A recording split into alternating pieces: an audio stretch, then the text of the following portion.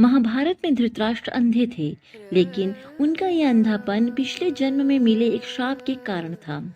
लेकिन क्यों मिला था उन्हें अंधे होने का श्राप? ये देखने के लिए जुड़े रहिए हमारी वीडियो के अंत तक। तो आइए जानते हैं धृतराष्ट्र से जुड़ी कुछ खास बातें जो शायद आपको पहले पता नहीं होंगी। भीम को मार डालना चाहते थे धृतराष्ट्र। भीम ने धृतराष्ट्र के प्रिय पुत्र दुर्योधन और दुशासन को बड़ी निर्दयता से मार डाला था। इस कारण धृतराष्ट्र भीम को भी मार डालना चाहते थे। जब युद्ध खत्म हो गया तो श्री कृष्ण के साथ युधिष्ठिर, भीम, अर्जुन, नकुल और सहदेव महाराज धृतराष्ट्र से मिलने पहुंचे। युधिष्ठिर ने धृतराष्ट्र को प्रणाम किया और सभी पांडवों ने भी अपना अपना नाम लेकर उनको प्रणाम किया। श्री कृष्ण महाराज के मन की बात पहले से ही समझ गए थे कि वे भीम का नाश करना चाहते हैं। धृतराष्ट्र ने भीम को गले लगाने की इच्छा जताई तो श्री कृष्ण ने तुरंत ही भीम के स्थान पर भीम की लोहे की मूर्ति आगे बढ़ा दी। धृतराष्ट्र बहुत शक्तिशाली थे। उन्होंने क्रोध में आकर लोहे से बनी मूर्ति को दोनों हाथों से दबोच लिया और मूर्ति को तोड़ डाला।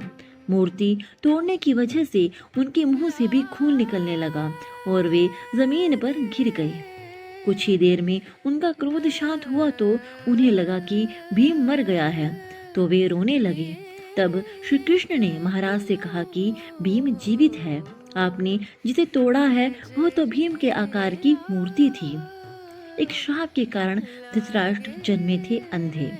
धृतराष्ट्र अपने पिछले जन्म में एक बहुत ही दुष्ट राजा थे। एक दिन उन्होंने देखा कि नदी में एक हंस अपने बच्चों के साथ आराम से घूम रहा है।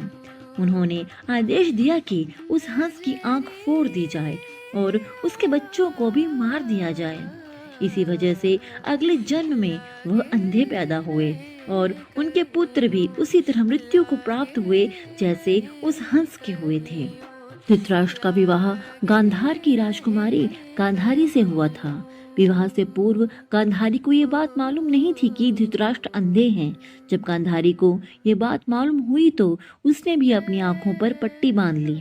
अब पति और पत्नी दोनों अंधे के समान हो गए थे।